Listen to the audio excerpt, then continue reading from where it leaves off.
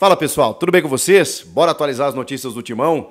A FIFA condenou o Corinthians a pagar uma dívida milionária em pouquíssimo tempo ou o clube vai correr o risco de não poder inscrever jogadores. Eu vou te contar essa história.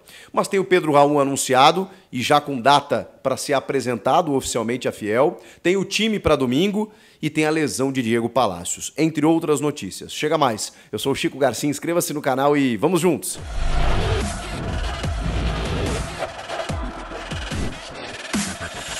Esse vídeo tem o apoio da Sportsbet.io, a minha casa de apostas, e eu tô aqui para te passar odds incríveis de jogos do final de semana, especialmente domingo. E tem várias competições. Se liga, a gente começa pelo Campeonato Paulista. Santo André e Bragantino. O Braga é favorito, pagando pouco mais de 1, empate já tá pagando super bem, quase 4, e o Bragantino anda vacilando aí no campeonato. Mas o Santo André, que é a lanterninha, lá na classificação geral, pagando mais de 5, quase 6, inclusive. Corinthians e Novo Horizontino. 1,58 para o Coringão jogando em casa, empate 3,42. E o Novo Horizontino, bom time do Eduardo Batista, 5,35. Será que vai ter zebra? No Carioca, Boa Vista e Fluminense. O Flusão, favoritaço também, 1,41, empate quase 4. E o Boa Vista, 5,64. E para fechar, Supercopa do Brasil com Palmeiras e São Paulo. Eu estava curioso por essas odds. O Palmeiras, nas estatísticas, está como favorito. 2,22, mas uma odds alta ainda, hein? Empate no tempo normal, 3,27. E o São Paulo Futebol Clube, se você está confiante numa vitória no tempo normal, olha, 3,37, hein? Lembrando que a IO está oferecendo para você uma odds especialíssima, um mercado super especial, exatamente porque a Sportsbet.io vai estar na camisa do São Paulo nessa decisão.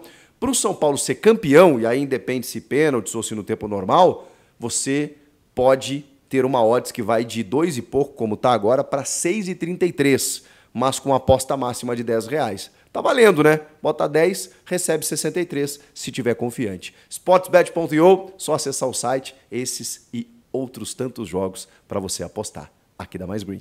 Não tá fácil. Todo dia a gente recebe uma informação sobre alguma dívida, uma multa, uma situação que o Corinthians precisa trabalhar nos bastidores. Agora, nesta sexta-feira, a FIFA condenou, tornou pública uma ação que já tramitava desde a metade do ano passado para que o Corinthians pague imediatamente o Argentinos Júniors por uma dívida referente à contratação do argentino Fausto Vera, que numa operação total resultou em 8 milhões de dólares, quase 40 milhões de reais. Pois bem, essa dívida ela ainda é resultante de 3,45 milhões de dólares, com 18% ainda de acréscimo de juros ao ano. Isso contabilizando desde a metade do ano passado. Então, nem chega a totalizar um ano, porque não estamos ainda na metade de 2024. O valor total dessa dívida é 17 milhões de reais. O Corinthians tem 45 dias para pagar o Argentinos Júniors por conta dessa dívida. O clube argentino foi até a corte arbitral da FIFA para reivindicar essa situação e agora a FIFA executou. O Corinthians precisa pagar. Se em 45 dias não pagar esses 17 milhões de reais resultantes desse acordo, ele pode sofrer um transfer ban e aí vai ficar impedido de registrar os jogadores. O que seria péssimo. A janela, enfim, já vai ter fechado para trâmites aqui no Brasil, mas na metade do ano, por exemplo, o Corinthians estará punido e não poderá contratar mais ninguém. Ou poderá contratar e não poderá inscrever. Esse é o transfer ban, que é uma sanção da FIFA quando há dívidas, débitos nessa magnitude, ainda mais quando a FIFA define, né, na justiça de condenar um clube, como é o caso do Corinthians nesse momento. Vai ter que pagar, não vai ter jeito. Fausto Vera, hein? Que não performa, foi um pedido de Vitor Pereira, ele chegou bem em 2022, jovem, com potencial de mercado, mas depois não conseguiu mais desenvolver o mesmo futebol. E diante de tanta dificuldade de elenco, está até sendo titular no time, né? E muitas vezes fora de posição, como meia, como ponta. O Mano Menezes está, sei lá, dando uma de professor Pardal, inclusive colocando no time, mas com muitas dificuldades, e ele tecnicamente também não vive um bom momento. Enfim, Vitor Pereira, hein?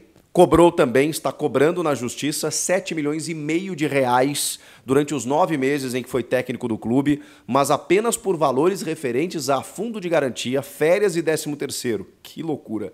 Ele ganhava muito dinheiro, né? Cerca de 2 milhões de reais, apenas o treinador, fora a comissão técnica dele de 5 profissionais, né? Mas ele ganhava próximo de 2 milhões de reais, e aí todo esse período que ele trabalhou, o Corinthians realmente não foi só com o Vitor Pereira, enfrentou dificuldades para pagar esses valores adjacentes aí, né, como depósito em fundo de garantia, férias, 13º, ele está cobrando e esse montante dá 7,5 milhões de reais. E aí o Vitor Pereira, né, que já está lá no Al-Shabaab da Arábia Saudita, está esperando para entrar essa grana do Corinthians. Todo dia tem uma surpresinha, né? É um Kinder Ovo, né? Uma caixinha de surpresa. O Augusto Melo abre a gaveta lá e fala: opa, tem mais uma aqui para pagar. Impressionante. Todo mundo está cobrando o Corinthians. É aquela história, né? O Corinthians chegou, anunciou um grande acordo. O Augusto Melo disse que vai limpar a casa, vai pagar as dívidas. Aí tá todo mundo dizendo: opa, deve para mim também. Mais ou menos essa história. Vamos lá. Tem mais uma notícia ruim, depois eu vou para as notícias boas, tá? O Diego Palacios, lateral equatoriano, que sofreu aquela lesão no primeiro jogo dele como titular na partida contra o São Bernardo, uma lesão até então muscular. Pois bem, um exame diagnosticou que ele tem um problema de menisco no joelho. Hoje a artroscopia, que é uma cirurgia, microcirurgia, né, que é realizada no joelho, né, para resolver o problema de menisco, ela é muito simples. E isso, inclusive, não vai alterar a programação da recuperação dele, que já seria de 3 a 4 semanas. Cirurgia de menisco costuma recuperar jogadores mais ou menos nesse período. Então ele vai ficar de fora por cerca de um mês. O Diego Palacios, recém-contratado, o Hugo está seguindo como titular e o Vitor, né, da Copinha, das categorias de base, está compondo o elenco aí. O Palacios vai ter que esperar um pouquinho mais para ter uma certa regularidade, vai passar por essa cirurgia neste sábado, inclusive. Neste sábado acontece a apresentação oficial de Pedro Raul, novo reforço do clube, 27 anos, que foi oficialmente anunciado nesta sexta-feira. O clube esperou, inclusive, ele ser registrado no BID.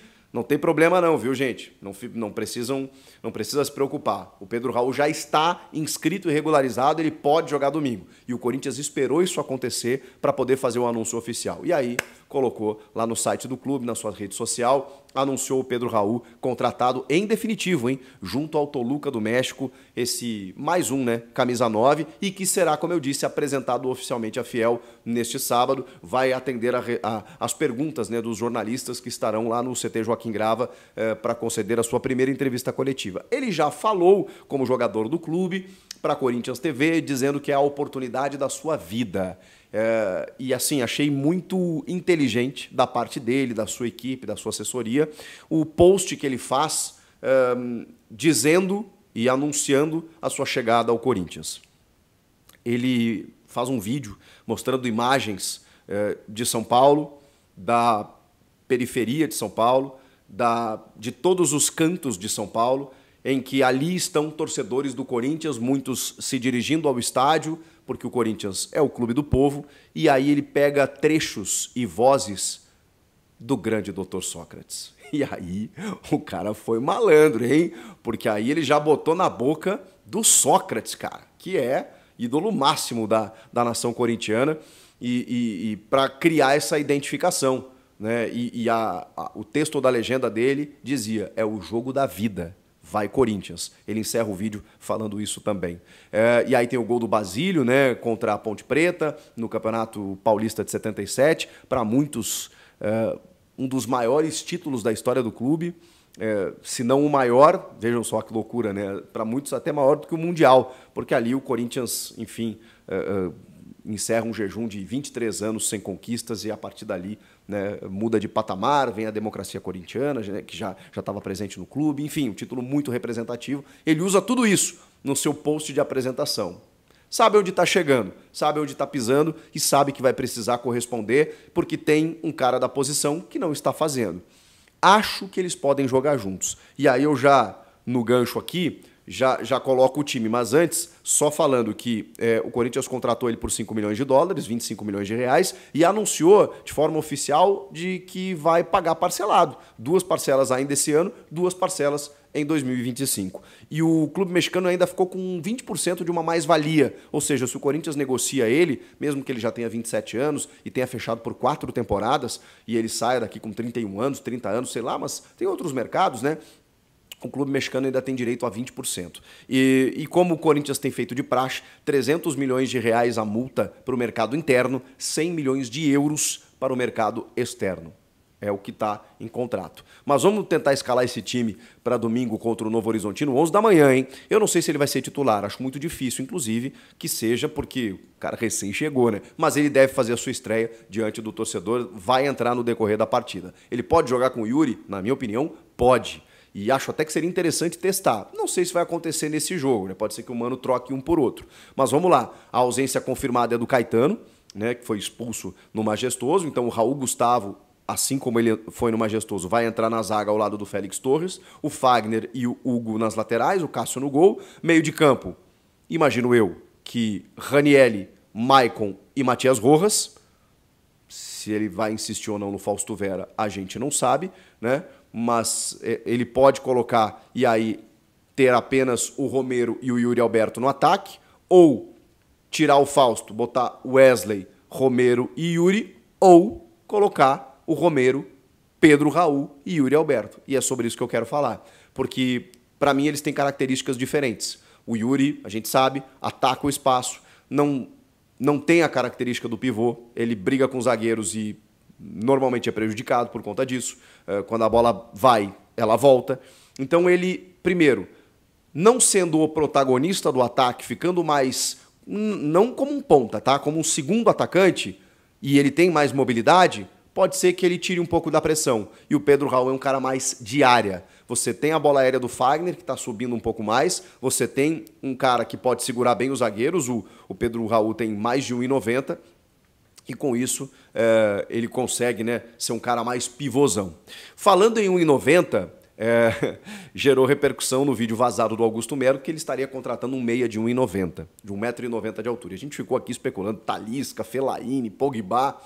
O craque Neto publicou não, né? Falou hoje no seu programa lá nos Donos da Bola que esse cara seria Federico Redondo, do Argentinos Júniors, filho da lenda Fernando Redondo. Eu sou geração Fernando Redondo, craque da seleção argentina, do Real Madrid. Inclusive o Federico nasceu na Espanha, mas defende o Argentinos Júniors. Ele é jovem, tem 21 anos, e ele inclusive enfrentou o Corinthians na Libertadores do ano passado, e foi assim, é um meia maravilhoso, é um jogador assim espetacular. Se for ele, pelo amor de Deus. A grande questão é, o presidente do Argentinos Júniors quer ver o Capeta e não quer ver o Corinthians, ou alguém que represente o Corinthians.